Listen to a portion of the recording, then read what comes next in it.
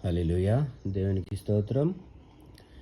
ఈరోజు దేవుని వాక్యం 29వ అధ్యాయం ఆదికాండం.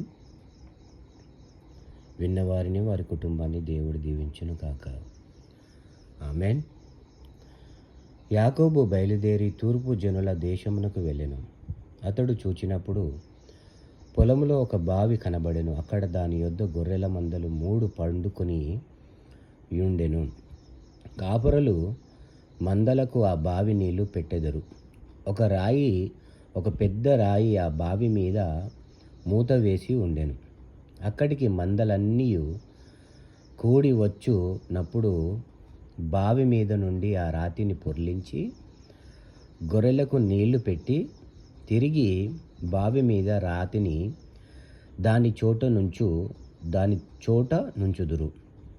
యాకోబు వారిని చూచి, అన్నలారా, మీరెక్కడి వారని అడుగగా వారు, మేము హరాను వారమనిరి.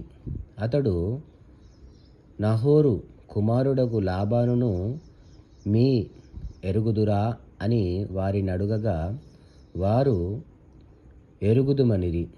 మరియు అతడు క్షేమముగా ఉన్నాడా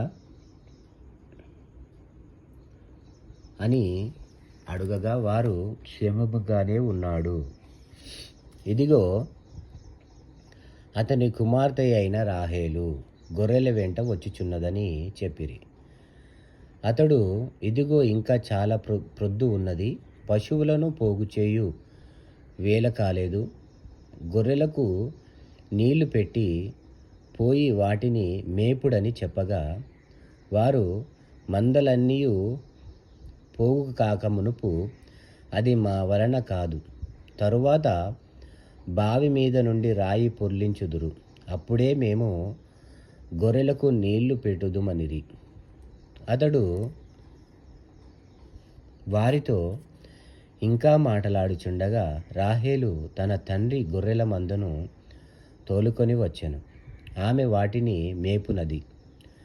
యాకోబు తన తల్లి సహోదరుడైన లాబాను కుమార్తెయగు రాహేలును తన తల్లి సహోదరుడగు లాబాను గొర్రెలను చూచినప్పుడు అతడు దగ్గరకు వెళ్ళి బావి మీద నుండి రాతిని పొర్లించి తన తల్లి సహోదరుడగు లాబాను గొర్రెలకు నీళ్లు పెట్టెను.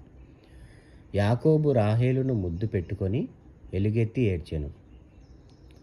మరియు యాకోబు తాను ఆమె తండ్రి బంధువుడనియు రిబ్కా కుమారుడని రాహేలుతో చెప్పినప్పుడు ఆమె పరిగెత్తిపోయి తన తండ్రితో చెప్పెను. లాబాను తన సహోదరి కుమారుడైన యాకోబు సమాచారము వినినప్పుడు అతనిని ఎదుర్కొనుటకు పరుగెత్తుకొని వచ్చి అతని కౌగిలించి ముద్దు పెట్టుకొని తన ఇంటికి తోడుకొని పోయెను. అతడు ఈ సంగతులన్నీ లాబానుతో చెప్పెను. అప్పుడు లాబాను, నిజముగా నీవు నా ఎముకయు నా మాంసమునై యున్నావు అనెను. అతడు నెల దినములు అతని యొద్ద నివసించిన తరువాత లాబాను, నీవు నా బంధుడవై నందున ఊరకయే నాకు కొలువు చేసెదవా? నీకేమి జీతము కావలనో చెప్పుమని యాకోబు అడిగెను. లాబాను 2 కుమార్తెలుండిరి. వారిలో పెద్దదాని పేరు లేయా, చిన్నదాని పేరు రాహేలు. లేయా జబ్బు కండ్లు గలది. రాహేలు రూపవతియు సుందరియునై యుండెను. యాకోబు రాహేలును ప్రేమించి, నీ చిన్న కుమార్తె అయిన రాహేలు కోసము నీకు 7 సంవత్సరములు కొలువు చేసెదనెను. అందుకు లాబాను, ఆమెను అన్యునికిచ్చుట కంటే నీకిచ్చుట మేలు, నా యొద్ద ఉండుమని చెప్పగా యాకోబు రాహేలు కోసము 7 సంవత్సరము కొలువు చేసెను. అయినను అతడు ఆమెను ప్రేమించుట వలన అవి అతనికి కొద్ది దినములుగా తోచెను. తరువాత యాకోబు, నా దినములు సంపూర్ణమైనవి గనుక నేను నా భార్య యొద్దకు పోవునట్లు ఆమెను నాకిమ్మని లాబాను అడుగగా, లాబాను ఆ స్థలములలోనున్న మనుష్యులందరినీ పోగు చేసి విందు చేయించి రాత్రివేళ తన కుమార్తె అయిన లేయాను అతని యొద్దకు తీసుకొని పోగా యాకోబు ఆమెను కూడెను. మరియు లాబాను తన దాసి అయిన జిల్పాను తన కుమార్తె అయిన లేయాకు దాసిగా ఇచ్చెను. ఉదయమందు ఆమెను లేయా అని ఎరిగి అతడు లాబానుతో, నీవు నాకు చేసిన పని ఏమిటి? రాహేలు కోసమే గదా నేను నీకు కొలువు చేసి తిని, ఎందుకు నన్ను మోసపుచ్చితివనెను.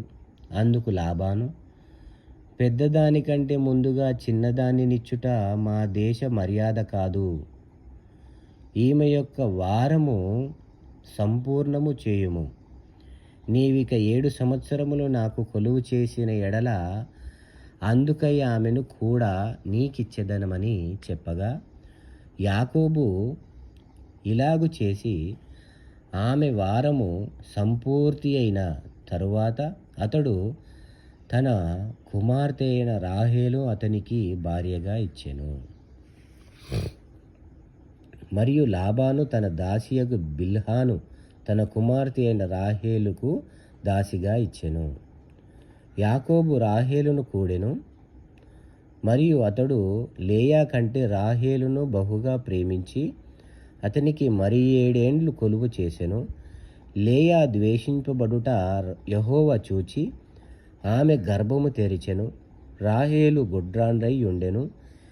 లేయా గర్భవతి అయి కుమారుని కని, యెహోవా నా శ్రమను చూచియున్నాడు గనుక నా పెనిమిటి నన్ను ప్రేమించును గదా అనుకొని అతనికి రూబేను అను పేరు పెట్టెను. ఆమె మరలా గర్భవతి అయి కుమారుని కని, నేను ద్వేషింపబడితినన్న సంగతి యెహోవా విన్నాడు గనుక